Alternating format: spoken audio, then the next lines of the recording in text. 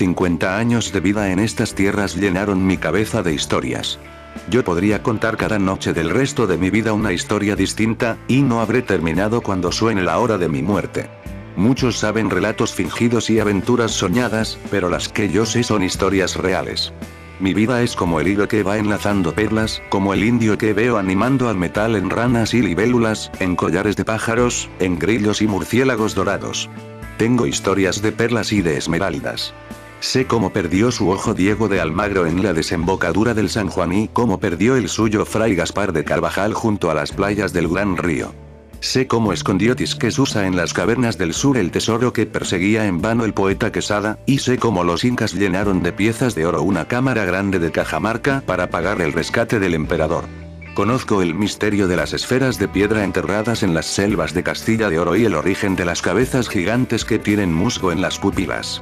Conozco la historia del hombre que fue amamantado por una cerda en los corrales de Extremadura y que tiempo después se alimentaba de salamandras en las islas del Mar del Sur. Sé de los 240 españoles que remontaron los montes nevados y cruzaron los riscos de hielo, llevando 4000 indios con fardos y 2000 llamas cargadas de herramientas, 2000 perros de presa con carlancas de acero y 2000 cerdos de hocico argollado, para ir a buscar el país de la canela, y conozco la historia del primer barco que bajó de las montañas brumosas de los Andes y navegó 8 meses entre selvas desconocidas que crecían. Sé quiénes descubrieron el Mar del Sur, quiénes exploraron la montaña de plata, quiénes descubrieron la selva de las mujeres guerreras.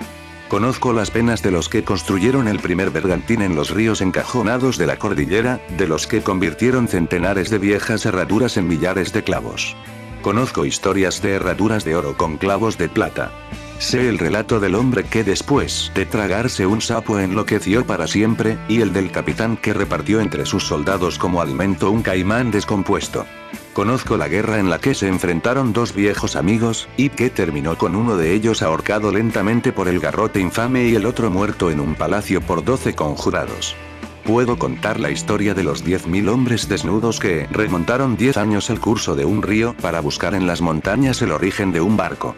Tengo historias para llenar las noches del resto de mi vida y busco a quien contárselas, pero esa es mi desgracia. En estas tierras ya nadie sabe oír las historias que cuento. Todos están demasiado ausentes, o demasiado hambrientos o demasiado muertos para prestar atención a los relatos, aunque sean tan hermosos y terribles como los que yo sé. Otros hablan 1000 lenguas distintas y no entienden la mía. Y a otros no les gustan las narraciones de hombres de guerra, ni de barcos perdidos, ni de batallas libradas en los mares estrechos de Europa, ni de conventos aferrados a las paredes de las serranías. Pero también conozco otras historias. De animales que caminan por el cielo, de árboles que piensan y de magos que se transforman en jaguares. Sé de la enfermedad de la belleza y sé de la canción para curar la locura, sé del modo como llegaron los hijos de las águilas y sé del modo como los emberas se cubren el cuerpo de nogal y de achiote para celebrar sus alianzas con el río y el árbol. Mis historias son tantas que ni el más hondo cántaro podría contenerlas. Ahora quiero contar solo una. La historia de aquel hombre que libró 5 guerras antes de cumplir los 30 años y de la hermosa mestiza que hizo palidecer de amor a un ejército. Es la historia asombrosa del hombre que fue asesinado 10 veces, y del tirano cuyo cuerpo fue dividido en 10 partes. Y tal vez pueda entonces enlazar las historias, una detrás de otra como un collar de perlas, y anudar en su curso una leyenda de estas tierras, la memoria perdida de un amigo muerto, los desconciertos de mi propia vida, y una fracción de lo que cuenta el río sin cesar a los árboles. Contar cómo ocurrió todo desde el momento en que el hombre amamantado por la cerda abandonó la isla de las salamandras para ir a saquear un país de niebla, hasta el momento de crueldad y de alivio en que la cabeza triste del tirano se ennegreció en la jaula.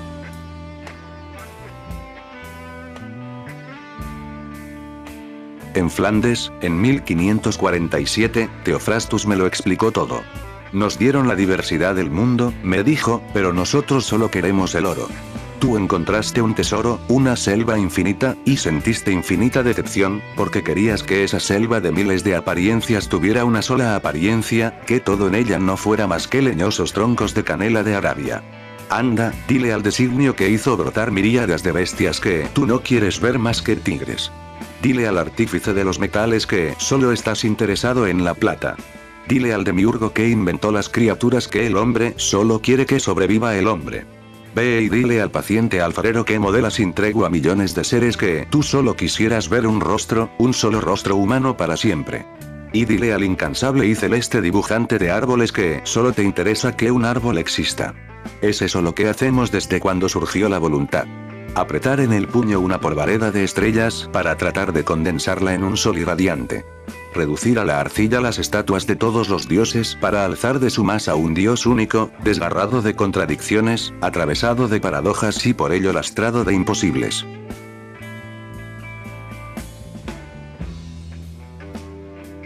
Nacieron para alimentar a los pájaros de otro mundo. Nadie viajó tan lejos para encontrar su propia tumba. Buscando el oro de los alquimistas, hallaron en su camino los reinos del sol. De grutas de esmeraldas vieron volar escarabajos rituales, iguanas detenidas en los árboles batían ante ellos colas como látigos, ciénagas verdes de limo abrían de repente hileras de colmillos. Tuvieron que encontrar palabras nuevas para nombrar el mar, el río y el desierto, porque otra ballena marina les mostró sus ballenas, otra serpiente sucia de desastres los llevó bajo interminables días de lluvia, y otros arenales los fueron secando hasta que al final no eran más que esqueletos con ojos, rezando en latín a cielos pedregosos. Buscando sus miedos de fábula, solo sabían hallar en la selva las bestias que traían en sus entrañas. Reconocieron su propia inclemencia en los jaguares, su hambre en el aliento dulzón de los güíos, su envidia en la azorada rivalidad de los pájaros. Y fueron como inventos de su fiebre las torres babilónicas de las termitas, los ejércitos de arrieras embanderadas de verde que devoran en horas un árbol, las diosas bestiales que amamantan sus crías entre las raíces del mangle. No sabían que las armas más poderosas que les había dado su dios no eran los caballos obedientes, ni los perros fornidos y sanguinarios, ni los cañones que escupen el trueno, sino sus propios estornudos esparciendo la gripe y sus abrazos enfermos que hacían despertar en llagas a los cuerpos desnudos. Mucho antes de su llegada a las aldeas ya la pulmonía que trajeron había arrasado provincias enteras y la viruela negra volvía podredumbre viviente los cuerpos de los indios. Por eso su llegada fue vista con terror antes de que se conocieran sus intenciones, antes que la maldad de las almas confirmara la pestilencia de los cuerpos. Venían buscando la vida desde aldeas hambrientas, humilladas por la guerra y la peste, pero depositaron los huevos del infierno en las flores paganas del paraíso. Creían buscar el futuro, pero traían las almas llenas de brujas y de duendes. Buscaban en estos mares sus viejas y gordas sirenas. Debajo de los yarumos color ceniza, rijosas colinas desártigas. Buscaban duendes torvos y amazonas mortales, y en todo veían al viejo demonio baboso que les había enfermado la vida en sus aldeas de piedra, que enroscaba su cola en los campanarios, que rayaba con la noche los muros con uñas de barro, que se montaba a medianoche en el vientre de las vírgenes y que infestaba de pedos repugnantes las iglesias saturadas de incienso. Pensaban mal y veían mal y olían peor. Perdieron un mundo para el mundo y ganaron un mundo para su rey y su dios, pero entre ellos muy pocos habían sido hechos para trabajar. Detrás de los jefes arrogantes y oprobiosos, que se forraron de oro, venía una tropa temeraria y brutal que perdió en estos mares el cuerpo y el alma. En la cresta de la ola estaban los virreyes y los gobernadores, los funcionarios y los encomenderos, pero debajo se agitaba un oleaje de descontentos y de resentidos que no serían nunca dueños de los grandes tesoros. Hombres más duros y audaces incluso que sus jefes, autorizados a todo por la ceguera de los clérigos, por la arbitrariedad de los oficiales y por la negligencia de la corona. Los que maceraron como barro la carnaza de los nativos para alimentar perros y sueños, los que recibieron por igual los flechazos de los indios y el desprecio de los ricos, el beso de las mandíbulas del caimán y la caricia del frío de los calabozos, la música dura de las órdenes incesantes y el rastro de los gusanos en la piel ulcerada. Sin entender jamás estos reinos, vinieron a engendrar en su arcilla una humanidad perpleja que no puede creer en Dios pero lo necesita, que no consigue creer en la ley pero no puede vivir sin invocarla, que no consigue amar el mundo en que nació porque la herencia venía profanada y calumniada, porque el tesoro estaba saturado de maldiciones. A ti te invoco, sangre que se bebió la selva, para que alguna vez en el tiempo podamos domesticar estos demonios. La lengua arrogante de los vencedores, la ley proclamada para enmascarar la rapiña, la extraña religión que siente odio y pavor por la tierra, y ese poder tachonado de símbolos, el espejo que no nos refleja. ¿Quién nos dirá si lograremos un día que esta lengua soberbia de procónsules, estos estrados de balanzas irónicas, este impalpable dios de otro mundo y este secreto manantial de la fuerza se parezcan un poco a nosotros?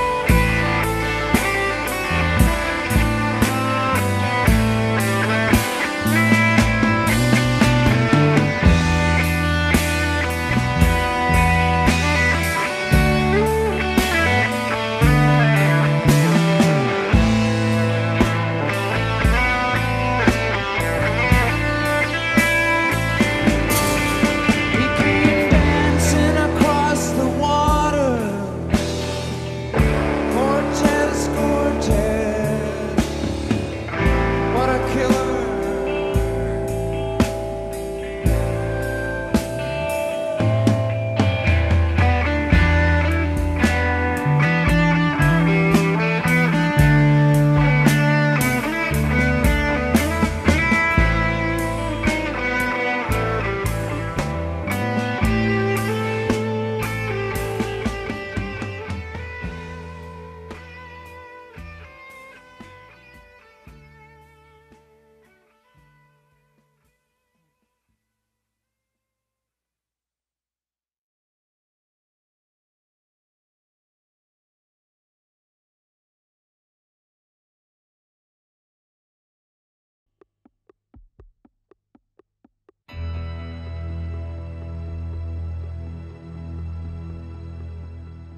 Quality ebook es un programa que permite generar de forma rápida y sencilla un libro electrónico en formato EPUB, MOBI, FB2, LRF o AZW. El ebook generado cumple rigurosamente el estándar y todas las recomendaciones, por lo que es compatible con todos los lectores electrónicos del mercado. Quality ebook está pensado para autores que desean publicar sus libros en formato electrónico. También es útil para lectores que deseen pasar su biblioteca a dicho formato. Los estudiantes y profesionales que deseen pasar sus notas al mismo, también encontrarán en Quality ebook un inestimable aliado.